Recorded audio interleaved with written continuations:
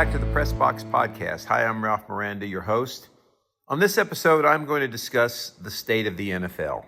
Now, that's a pretty broad topic, obviously, but for years I've been saying that the NFL has become soft. When I was growing up, quarterbacks took real hits. Receivers worried about going across the middle to take hits. The running game was more prevalent. The officiating was solid from the standpoint of you didn't have all these new rules and penalties being called. Now, some would argue that it's a better game today. I don't think it is. I mean, I know why the NFL has evolved into what it is. They want to sell tickets. They have TV rights that they're paying billions of dollars for. And Americans love scoring. They don't want to see 7-3 games or 5-2 games or 10-0 games. They want to see 35-24 or 39-38 like the Jets-Bengals game from this past Sunday. But that doesn't make up for the fact that the NFL has gotten soft. First of all, I think it goes way back to college. A lot of these kids that are coming out of college are coming out early after their junior year. They haven't had the basic development or training in the fundamentals of football. The NFL's preseason now, it used to be back in my day, there was 6 preseason games, and the preseason started in mid-July and didn't end until early September. You had to kind of play yourself into shape. But there was a lot of fundamental work. You could hit, you could scrimmage. Today, scrimmagers are not even allowed anymore. I mean, you have 2 teams that'll scrimmage in the summer, but there's not a lot of hitting. There's definitely no hitting during the season. So the fundamentals are lacking. So you have kids coming out of college now that don't know how to tackle. They don't wrap up and bring a guy to the ground. They want to use their shoulders to throw into them, or they want to push them, or they just want to launch into them, hoping that they'll go down. That's not football. That's not tackling, okay? So that's part of the problem. And I think even offensive line play and defensive line play is suffering because, again, there's not enough fundamentals going on in the college game to get them ready to play or to get them to play at the level that we'd like to see. The second part is the officiating. I mean, on the whole, I guess the officiating is not bad, but you have a game that's at the speed of light, basically. I mean, and most of these officials, with the exception of a few, there's no way they can run and cover and see what's happening. Now, you've got, I think, 7 officials on the field, which is great, but maybe you need some more. I mean, maybe you need some more to be positioned where they can actually focus on what's happening instead of trying to focus while they're running towards a play that's happening. The second thing is the ridiculousness of the rules nowadays. I mean, the kickoff change has been ridiculous, okay? The kickoff change was supposed to, 1, make it safer, and 2, add more returns. Well, at first, you weren't getting any returns. The kickers were still kicking it out of the end zone. Well, now they had to amend the rule to say they have to kick it into the landing zone. Otherwise, the other team gets the ball, I think, at the 35-yard line.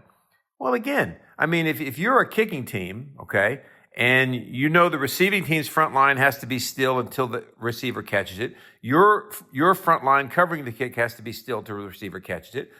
Why would you risk a chance of a guy running back a kick for a touchdown or running it back to the 50-yard line? Just kick it out of the end zone, let him take it at the 35-yard line. So that's a ridiculous rule. And it's obvious the officials don't know how to officiate some of these rules. I mean, take for example, the tush push that the Eagles use. Well, the NFL's trying to make the game safer. Well, is that safe? I mean, when you have 2 lines hitting each other like that and going low and diving at knees and legs, that's not safe. That's the first part.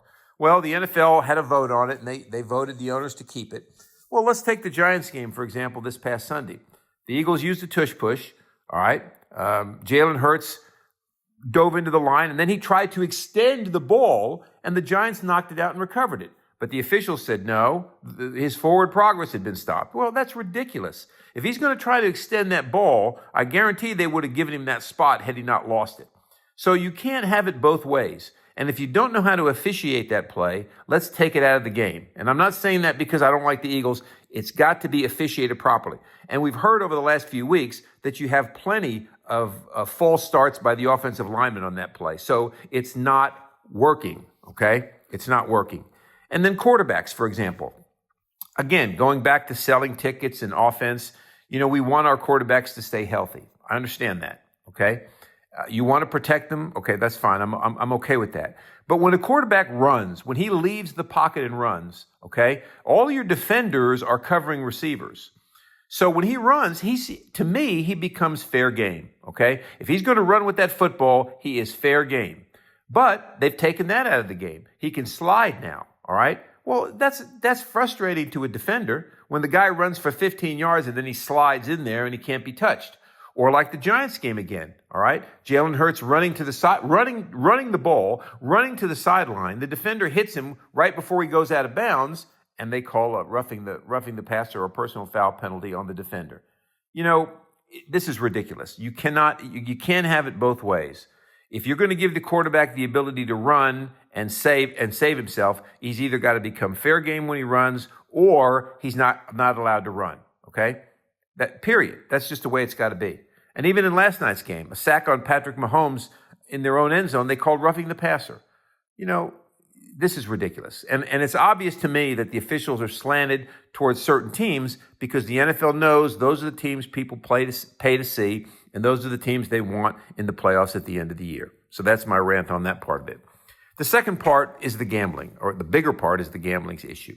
I mean, we've all heard about the NBA's gambling scandal with Chauncey Billups and Terry Rozier. Billups apparently running some kind of poker game that was slanted or skewed, didn't involve really betting on basketball games, but Rozier's penalty did.